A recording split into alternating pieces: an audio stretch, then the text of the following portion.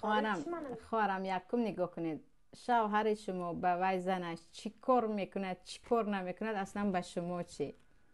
یعنی به شما چی؟ خواهرم نه یک دقیقه در کجا نشست و چی گفت؟ اگر همین چیزا که شما گفته ایستاده میگوید وای فقط بی آبرو میشود، در غم بی آبرو بودن وای نشود مادامی که خودش میخواهد.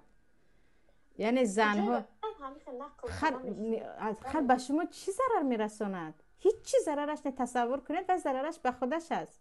یکم وسیع فکر کنید، وسیع تر. و این انسان خودش را به حرمت میکند، گجا نرود.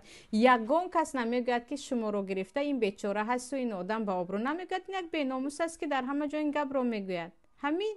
یعنی در این مسئله خواهرانی که 2 زن و 3 زن هستید، در این مسئله اگر گفتید که من با عزت خودم هستم، الله به کسی عزت دهد کسی آن را نمیگیرد. هر کسی که میگوید با گفتنش او بی آبرو شدن میگیرد. من خودم شخصا 2 زنه که یک تاش فقط شکایت میکند و یک تاش آرام است، همون شکایت کننده رو میگم یک بد اخلاق است یا یک زنی ناشکر است، یا میگم یک زنی دهانش رو کنترل کرده نمیتوانستگی چی میگیم یاوه‌گو هست میگویم.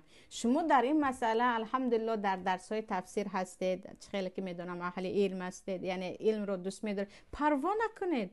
خبرکشایی که میگوین بگوید به من چی؟ به من چی؟ گناهش به خودش. خر در پیشتون قد اهمیت ندید، خسته روید. شرط یا شما رو زده قاپیده بسته با زنجیر شین، من اکبر میگویم میگه خسته بروید از نزدش. خواهر یک نفرهای هستن که هر چی گوشمون رو برایشان کار کردیم، هر چی عصبمون آرام است. حتی نزدیکترین گوشتون رو کار کنید، یعنی نشونیدید. دیدید که در جایی که شما هستید با گفتن شروع کرد، یگان چیز رو بهانه کنید و بیرون برایید، یا طرز وانمود کنید که شما نمیشنوید. در وقت وای میفهمد که گپی وای که به شما هیچ اثر ندارد، خودش شرم میداره، خجالت میشود. اگر نگفتید وای اهل خجالت نیست، این گونه احمق حقیقت چی؟ یعنی با اینها وقت خود رو تلف نکنید، اهمیت ندید. همین استاد جان ممکنه که با تلفن شما خواهرم شما هم میدونید که ممکن نیست، همه در اینجا بوده ها هم میدونند که ممکن نیست. این مسئله جوابش معلوم است. همه میدونیم که شوهر خودت باشد هم در تلفن این چیز ممکن نیست خواهر، برای اینکه تلفن بعضی چیزها رو عکس میگیرد که شما بخبر میمونید. حاضره یعنی به حاضر تکنولوژی ها باور نکنید. یکی به یگان جا می رود، یکی یک چیز می شود. این به شوهر خودت باشد هم دور از اخلاق آداب است. درست نیست این کار، به خوبی نمی برد، به هیچ خوبی نمی برد.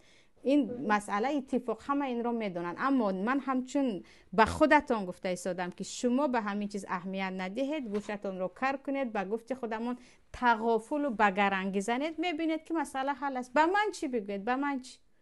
و من هیچ رابطه ندارد. گناه تو کردی، گناه مثلا شوهر من یا شوهر تو کرد که به این شما جوابگو هستید. این کارو فرزندتون میکرد، جگرتون میسوخت، من به شما یک گپ میگفتم. اما این آدمو بگون شوهرتون که از خودتون و آدم به شما بیگانه هست، یعنی به این چیز مشغول نسازید خودتون رو، هیچ مشغول نسازید. تشکر زیاد. الله شما رو